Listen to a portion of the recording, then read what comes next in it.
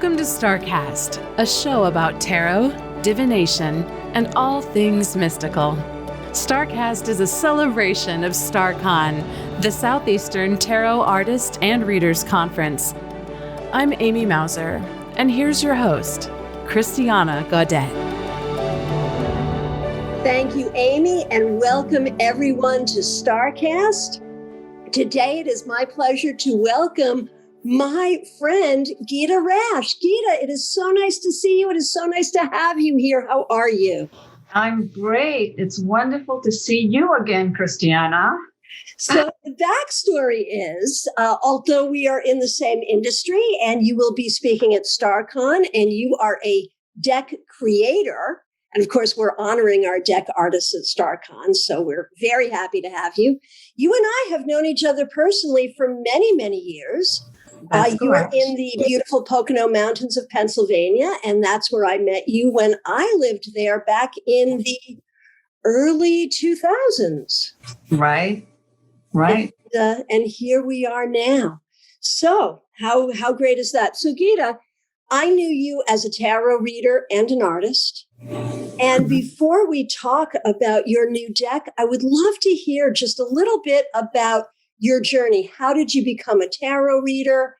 How did that work for you? Are you still doing readings now? And also tell us a little bit about your life as an artist. Well, my journey with tarot started quite some time ago. I had a near-death experience. And, after I recovered, I had this epiphanous moment where I realized there is so much more to this world, this life. There's so many more dimensions. It changed my way of thinking. I just knew I had to learn more. So that's where it started. Until then, I was going to tarot readers just for fun. I really didn't take it seriously until I had a trip to the other side and met the powers that be. And they told me that I had to go back. It wasn't my time. And I said, well, what am I going to do? At the time, I was a very successful financial planner working for a major corporation. And there was nothing I knew that I could teach. So I said, well, what am I going to teach? Here I am arguing with these people. And they tell me, when the time comes, you'll know. And the next thing I knew, I was in the gurney being wheeled into the emergency room, people yelling my name.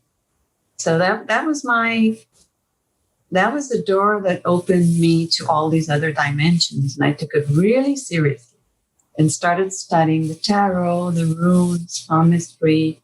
I already studied palmistry as a child, but I just started getting deeper into it, digging more seriously. And then I became a professional. I've been reading for more than 15 years.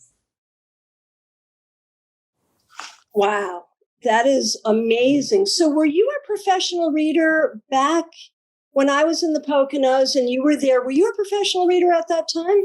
Yes and no. I mean, I was reading, but not like publicly. I was like a secret private reader. I remember you came to me for a couple of readings. Yes, I did. And I think you came to some of our Tarot Circle meetings and events. Yes, I did. Yes, you did. And of course, we were on the same Arts Council as well. Yes, absolutely. And I knew you as an artist. So yes. Tell me a little bit about your journey as an artist. When and how did that start? That started when I was in Europe. And this is going to seem really strange, but every time I have a health problem that results in something else, it really is a blessing in disguise. And I was in Europe and I had this terrible vertigo that started there. And I was walking in the south of France. And actually, it makes you dizzy, as you know.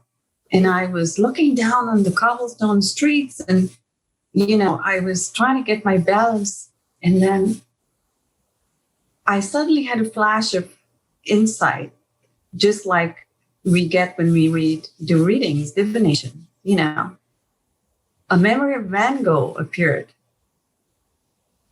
And it almost seemed like he was telling me, you got to start painting. Wow. And I did not know this at the time, but that was his exact, not his exact hometown, but he spent some time in that town. I did not know this at that time. And of course, because I had vertigo, I couldn't do a lot of physical activities. I couldn't do exercise. So I said, this is a good time to start painting. So I took a few classes at, the art school where I lived. And then I started doing exhibitions and going for shows. And then when I came back to the United States, is when we met in the Arts Council. And I still participate in competitions. And I've had a show in New York, Art Gallery, and, so that's when that started. Wow, that is amazing. You get your marching orders from like the top. That's amazing. So I was very happy. Just today it was delivered. I have my own copy. Awesome. Of the Mahabharata. Did I pronounce it correctly? Mahabharata Yes, you did. Oracle, mm-hmm. Which is, and this is the first deck that you've published. Is that correct? Yes, that's correct. So this is such an exciting deck. Of course, I will be reviewing it, but it is wonderful. And it is what I would say is it's the sort of oracle that only a tarotist could create, because we know that tarot is an epic journey. Right. And this oracle is also an epic journey. Can you tell us a little bit about that? This is a master lesson in life. It is a story about families, about loving bonds, ties of affection, and how disputes over land and money causes dissension, dispute over few pieces of land or a few coins makes them hate one another and want to destroy one another. And these stories I witnessed in my childhood, in the circle of my parents' friends. And it seemed to repeat itself. So this was fascinating that, I'm also a student of history, and I noticed that history repeats itself. So this story kind of stuck in my mind. It really made an impression in my, I would say, like early teenage years. And I just stored it away there. And of course, when I met you, Christiana, the first thing you said to me when you came to know I was an oil painter, I don't know if you remember this, but you said, you have to create your own tarot deck. Mm. Okay, then. And you said, I'm waiting for it. That stayed in my mind for it's about maybe 13, 14 years, something like that. I never forgot that. It was a question of time. So you're the one that inspired me. Man, that makes me so happy. So looking through these cards, and I'm looking at them in person for the first time, they are absolutely beautiful. It is a deck of 36 cards. And I'm curious about your actual artistic process. Were these originally oil paintings? Were they digital? How'd you do this? Well, I was originally going to do the artwork myself, the oil paintings, but here's another twist to it. Okay. I was actually going through a very serious medical condition. Oh, not again. Yes, again. And actually, that was the time I decided to do this, because my treatment was 18 months and there was nothing I could do that I would do normally. So I said, what am I going to do? And that's when I was inspired to create this deck. And it happened as an automatic download of divine inspiration. It just flowed. So I couldn't really paint because I was not physically able to. So I actually had to engage 4 artists, and they did it digitally. Wow. So you are the AE weight, essentially, of this deck, where you're the designer. Right. and had other people work with you. And it is absolutely beautiful. Thank you. So I'm hoping, first of all, that you are healthy now. Yes, I'm absolutely healthy, doing great, back to normal. Wonderful. Glad to hear that. Of course, it is interesting, when you tell your story, that each of these things that happen along your journey do seem to be precipitated by a health event. Mm-hmm. So while I hope you stay healthy, I hope you find another way to have wonderful downloads. I hope so too. So tell us a little bit about what you will be presenting at StaarCon. I would like to go through a little bit of the backdrop of the story, and it is an extraordinary story. It is a story about emotions, actions, morality, law, dharma, which is righteousness, and karma. And it really plays out in all these aspects of human foibles, like jealousy and ego. And there's everything in the story that you can dream of. There's sci-fi, there's astral travel, there's even transgender. And really? This story, yeah. And this story is more than 5,000 years old. Wow. There's a debate about the exact date, so I just say it's more than 5,000 years old. Wow. So I think people at StaarCon are really going to enjoy this, both in understanding what has inspired this deck, and I would assume by knowing the story, being even more able to derive great wisdom with this deck. Is that so? Correct. Absolutely. There is a ton of wisdom, advice, counsel that we can apply even in this day and age. And that is the beauty of the story. It's timeless and yet modern. It's very relevant to today's society. Beautiful. Beautiful. So any idea what's next for you, assuming that your health will stay good and you're going to have to find your own inspiration? What's next?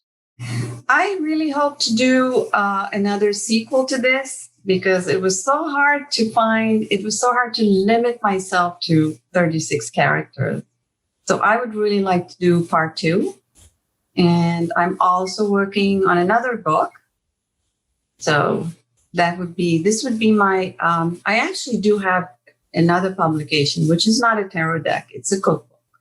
Oh, fun. What kind of food? It's Indian food, vegetarian. Nice. It's online, available at Amazon. So that was my very first publication. And then this is the second.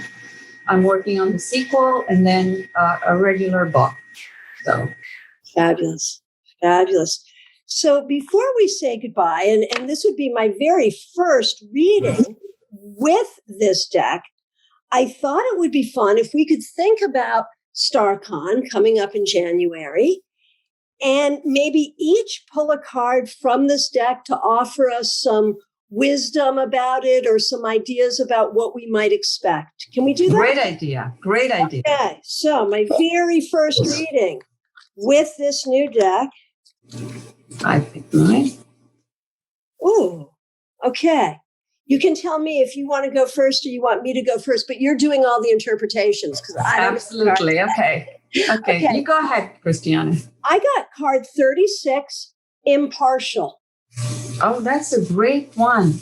That is about being, since you're one of the organizers, that is advice for you to be impartial and not pick sides and not reveal more than you need to. Good advice. And kind of stay in the game, but out of it. Does that make sense?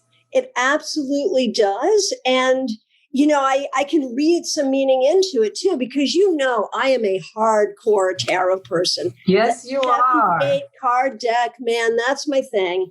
You are. Yet it was very important to me and to the other organizers that we bring in a wide range of tools, that we have Oracle decks and Lenormand and Kipper and astrology and all of this, because it's all good and it's all necessary.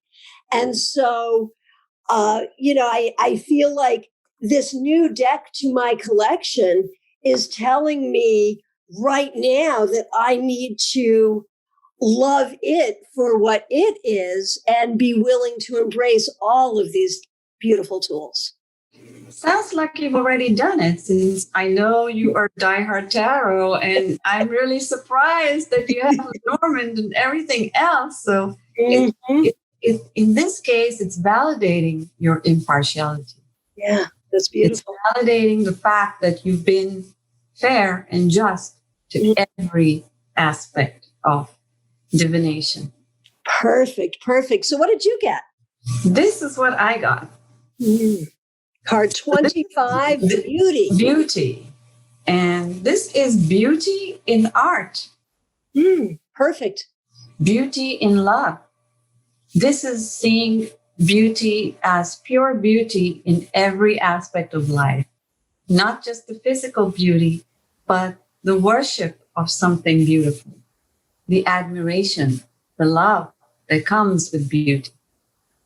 So the Starcon is going to be beautiful. And Gita, you are going to be a beautiful part of it. I cannot wait to be working with you again, and I cannot wait for your presentation. I am so pleased to know you and pleased to have your deck in my hot little hands right now. I'm honored, truly honored to be a part of Starcon, to have known you for so long and to be associated with you. Right back at you. Gita Rash, thank you so much. We will see you in January. Yes, and, I can't wait. Stay well. I will. And stay inspired.